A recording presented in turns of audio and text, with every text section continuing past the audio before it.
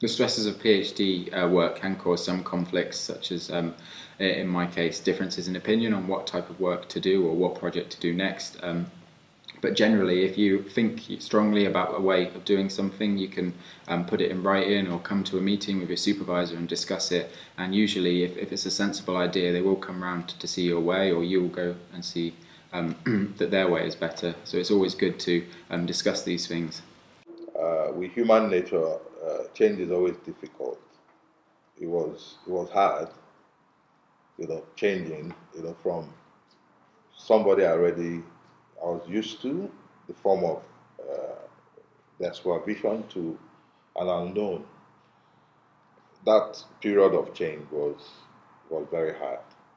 It took a while, to understand, their what they expect from me, understand how they want me to write. Every supervisor, they have their own writing preferences.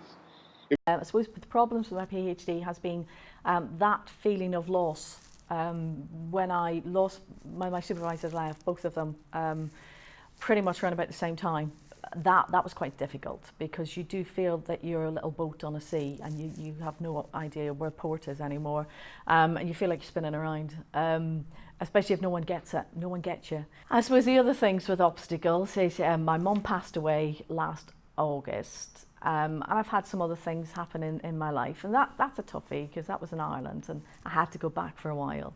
So I just thought, you know what, just a little bit of rest, a little bit away from it. Doesn't mean to say I've not been doing any writing or researching, because obviously I have to be re-accepted again by Cambridge, because it's always there. But it was just the deadlines that had to be met, the RD7s that had to be met, that pressure. I just needed to be just left alone for a little bit. Have any conflicts arisen during my PhD?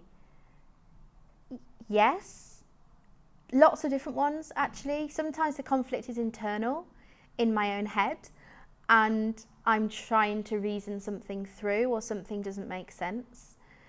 And there are lots of different ways in which I deal with that. Sometimes I take a break, sometimes I speak to somebody else.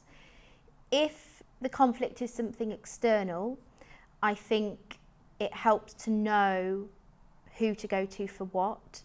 And sometimes you might need to ask in order to find out, and sometimes you might find that you've sent a lot of emails before you find out who to send the email that's actually going to get a solution. I think if you've got a conflict, be honest about it.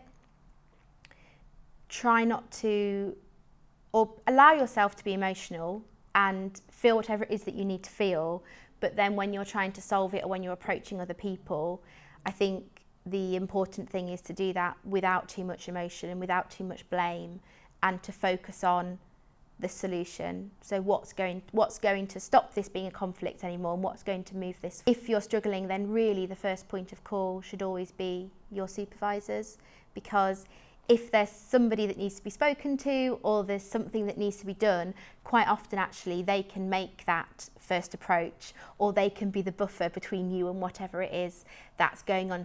So I've had conflicts, well, minor conflicts through my PhD, and the biggest solution to this, what helped me overcome these conflicts, was speaking to someone about them, whether these are my supervisors, colleagues, family, friends, anyone like that. And there's always a way to get through the conflicts. There's always a solution. And I think that's really important to understand. But speaking to different types of people really helped me see that conflict from a different perspective and see solutions. My biggest problem was juggling my teaching load with my PhD.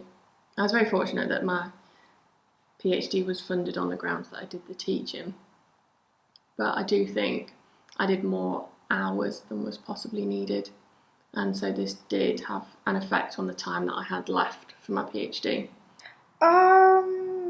Well, to address my problems, I think, I'm someone who's really talkative, so just talking to someone I really trust, my supervisors, my friends here, and because a lot of my friends in the office, they are kind of more senior. They are a year in or like 2 years in. Some of them, they are nearly done with their PhD. So their experience really helped them with like counseling me basically. Um, the only problem, I suppose, with my PhD is coming back to motivation. When you're doing it alone, if you like, especially at the moment when I'm kind of working remotely because I'm working elsewhere and I'm helping family in another place as well, so not coming into the university so much, it's the motivation.